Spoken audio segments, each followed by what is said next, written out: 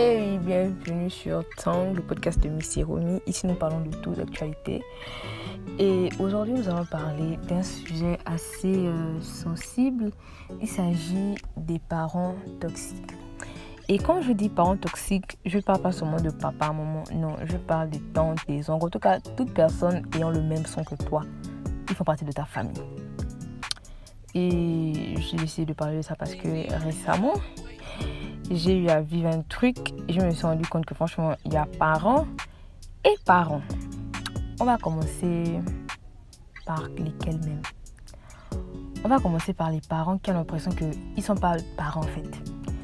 Ce sont des gens qui ont peut-être des enfants très jeunes qui ne savent pas, qui ne connaissent pas peut-être les besoins d'un enfant. Ils se disent que mettre un enfant à l'école, c'est déjà avoir géré le cas, alors que mettre un enfant à l'école, c'est une obligation en fait. C'est une obligation. Si tu veux que ton enfant puisse réussir, pour le moment, c'est le seul chemin de la réussite. Mettre l'enfant à l'école. Donc, ça ne sert absolument à rien de commencer à dire à ton enfant, j'ai payé tes études, j'ai payé ceci, c'est moi qui fais ceci, c'est moi qui fais cela.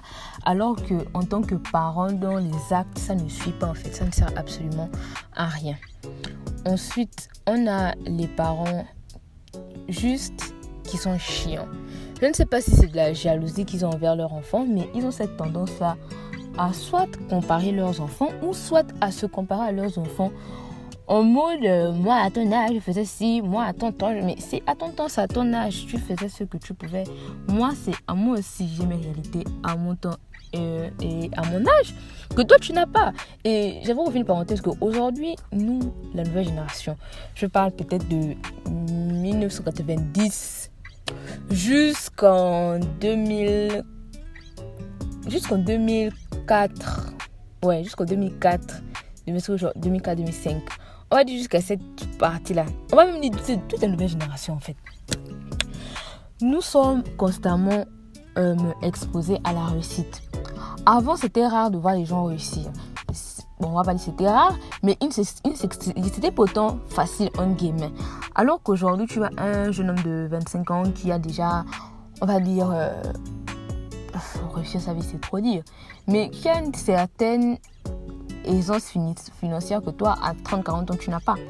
Et il y a certains jeunes qui se frustrent en se disant que ouais, si lui, à 25 ans, il a pu faire ça, c'est que moi, je peux aussi. Mais tu ne connais pas les conditions dans lesquelles il a pu avoir ça.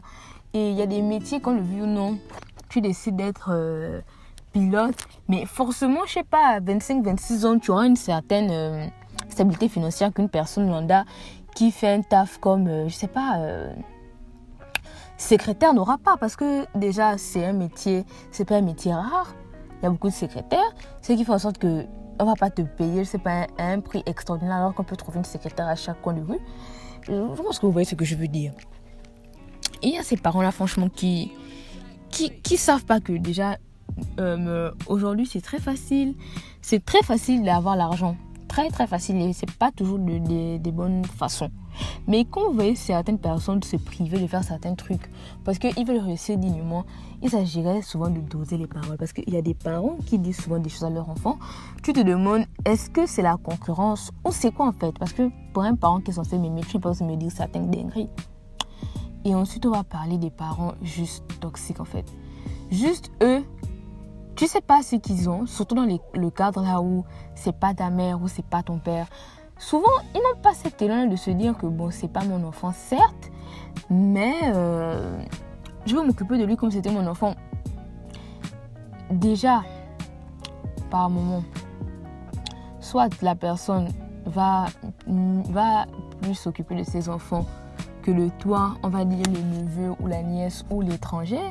Chose encore que, on dit guillemets, je peux comprendre parce que chaque parent veut le meilleur pour ses enfants, mais au point là où tu martyrises littéralement l'autre, tes enfants ne foutent absolument rien, ça fait des fausses promesses à l'enfant d'autrui alors que toi, tes enfants, ça voyage et tout. À quoi vont faire ça? Si tu ne veux pas m'aider, tu laisses en fait. Personne n'est obligé. Je peux faire aide à cette allure, je peux faire aide dans la rue que aide dans une maison là où on ne s'occupe pas de moi, là où on s'en fout complètement de savoir si j'ai mangé ou pas. Mais après, c'est moi qu'on va dire que ouais, le jour que l'enfant va décider d'aller dans son camp, on va dire que ouais, l'enfant est ingrat, il ne reconnaît pas le bienfait que vous avez eu à faire pour moi et tout, alors que désolé, que le bienfait qu'elle a eu à faire pour l'enfant et tout, alors que même c'est pas parce que tu m'as payé l'école, c'est pas parce que je vis dans ta maison, c'est pas parce que je ne paye pas de facture que ça veut dire que j'ai prêté allégeance à elle, je sais pas, littéralement ton esclave. Parce qu'il y a des tantes ou des belles-mères qui traitent littéralement les enfants comme des esclaves. On a beau souvent dire, ouais,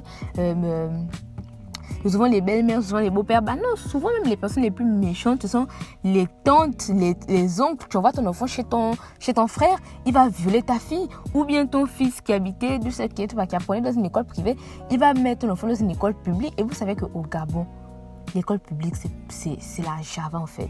Un enfant qui est habitué à une certaine stabilité de son éducation, à apprendre dans les écoles privées, je vous assure que mettre un enfant qui était d'un système privé à un système public, c'est traumatisant. C'est un bouleversement. Même si en Afrique, ici, on aime toujours se dire que les traumatismes, ce sont des choses des blancs, ce sont des choses qui sont réelles.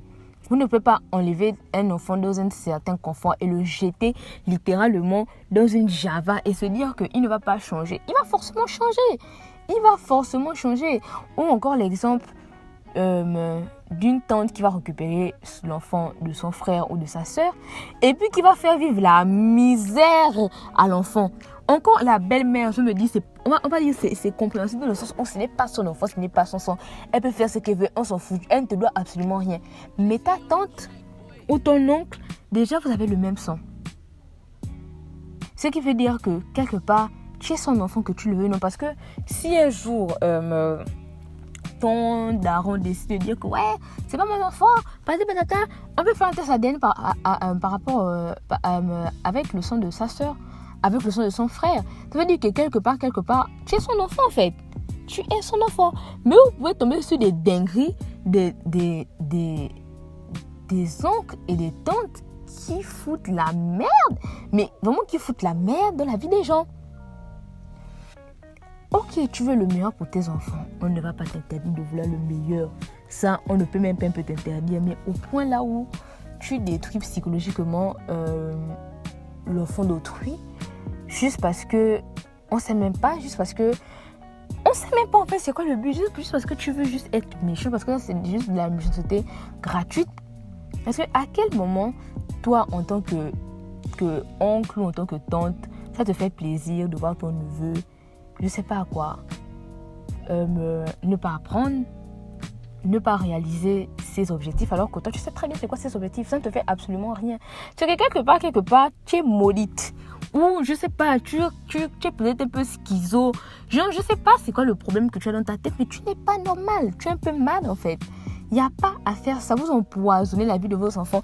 Et vous êtes là pour les faire culpabiliser avec des phrases comme non, j'ai payé ton école, je te nourris. Mais ça ne veut absolument rien dire en fait.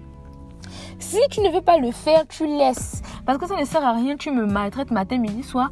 Et sous prétexte que parce que tu me payes l'école, parce que je suis dans ta maison, que je vais devenir ton chevalier servant.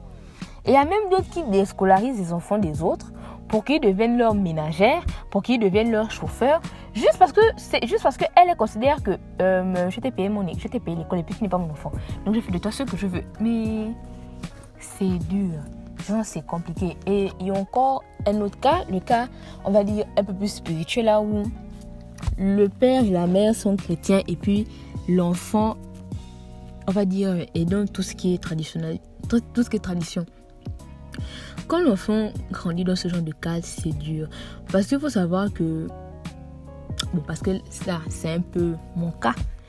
Nous, les personnes qui avons décidé d'aller vers la tradition, on n'a pas choisi en fait. Ce sont des choses qui se sont imposées à nous. Quand on essaie d'expliquer, les gens rigolent que ouais, c'est n'importe quoi. C'est sérieux. Ce sont des choses que tu le veux ou non. C'est là, c'est dans ta vie. Plus tu essaies de fuir ça, plus ta vie devient compliquée. Plus on te montre que ma chérie, ta place avec nous en fait. Si tu veux t'entêter, entête-toi si tu veux. Mais tu vivras des dingueries et tu pourras même... en fait, tu vivras des dingueries qui sont juste liées au fait que tu ne veux pas accepter ta vraie nature. Et quand tu dois faire comprendre ça à tes parents, c'est dur. c'est dur. Parce que soit on va dire tu es possédé, on va t'emmener chez des prêtres, chez des pasteurs, eux qui sont même pas des saints ou qui même souvent eux-mêmes sont dans des pratiques de mutie et compagnie. On va t'emmener là-bas, on va commencer à te malaxer la tête, te voir que ouais, elle est possédée par l'esprit de tradition, que quoi, alors que c'est archi faux. Vous détruisez des familles juste parce que il y a des gens qui ne sont pas faits pour être à l'église. Tellement on a diabolisé ça qu'aujourd'hui, quand on voit une personne qui n'est pas chrétienne ou musulmane, automatiquement, ouais, elle nous veut du mal, elle est dans les choses de la terre, tout ce qu'elle a, c'est grâce à ses genoux, je sais pas quoi. Arrêtez.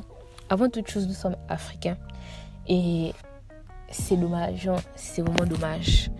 Je ne vais pas m'étaler plus en longueur sur ça parce que j'ai prévu un autre épisode pour parler de ça. Mais franchement, les parents toxiques, il y en a beaucoup.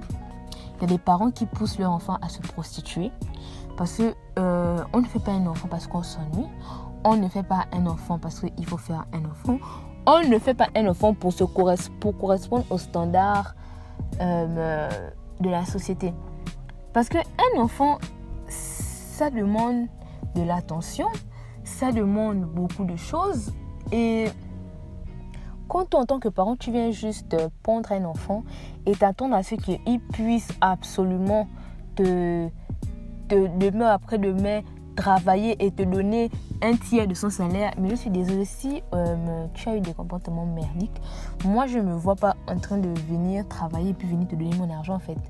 Fâchez-vous si vous voulez, dites que ouais, les parents sont la meilleure chose qu'il y a sur terre, mais il y a des parents, je vous assure, qui sont toxiques à un point là où ils rendent malade leur enfant. Ils rendent malade de stress leur enfant. Parce que quand tu es dans une maison, là où certes, tu es un enfant, mais on te considère littéralement comme un esclave. Laissez-moi vous dire que ça crée beaucoup de stress. Au point là où ça rend malade. En tout cas, je vais m'arrêter par là. Parce que c'est grave, genre. C'est vraiment grave. Parce que moi, je me dis, si tu ne veux pas t'occuper de l'enfant de quelqu'un, tu laisses en fait, tu ne viens pas lui faire vivre toutes sortes de misères alors que tu es son parent ou tu es sa belle-mère. Parce que de toute manière, les personnes qui payent les pots cassés sur vos enfants, le karma, c'est ça en fait. Et c'est dommage parce que vous détruisez des vies, vous poussez certains enfants à se suicider, à aller se prostituer, à se retrouver dans la rue parce qu'ils fuient une situation familiale invivable et étouffante. Donc qu'est-ce qu'ils préfèrent? Ils préfèrent aller vivre dans la rue, ils préfèrent aller vivre chez les amis. C'est pas une vie. Un parent, c'est pas celui qui met son enfant à l'école. Un parent, c'est celui qui lui donne l'amour et tout ce dont il a besoin pour être un homme accompli demain. Parce que c'est pas parce que tu me fous à l'école que tu me nourris, que ça veut dire que tu m'aimes, ou que ça veut dire que ma vie va réussir et puis tu vas me reprocher le fait demain après demain ne plus te laisser la parole parce que tu m'as nourri. Non. Ton comportement, quel est le comportement que tu affiches avec moi? Mais bon, je pense que je vais m'arrêter par là aujourd'hui parce que ce sujet est tellement vaste. J'aimerais bien faire une deuxième partie plus tard avec des témoignages des gens parce que il y a vraiment des gens qui vivent des dingueries dans leur famille. Les gens se disent toujours que ouais, si tu as un père, tu as une mère, c'est ce qu'il te faut. Si tu as un parent qui a pu te récupérer, mais pas vraiment les parents qui nous récupèrent là, ils foutent la merde. Ils nous détruisent plus qu'autre chose. Et il y a un autre point. Les parents qui laissent les enfants chez leur frère ou quoi là. Par moment, essayez de savoir est-ce que votre frère s'occupe de votre enfant. Parce que vous êtes peut-être à l'étranger, vous ne savez pas les dégâts que votre enfant fait, ou bien vous le savez, mais comme vous n'avez pas l'argent, vous continuez à laisser votre enfant dans la misère. Et un jour, quand il va se lever et puis il va se barrer, ou il va amasser assez d'argent, il va aller se mettre dans un coin et puis il va donner l'argent à personne, vous allez tous vous plaindre que ouais, il est ingrat, il est ceci, mais qu'est-ce que vous avez fait pour cet enfant? Vous voyez un peu. En tout cas, sur ce, on se dit à la prochaine.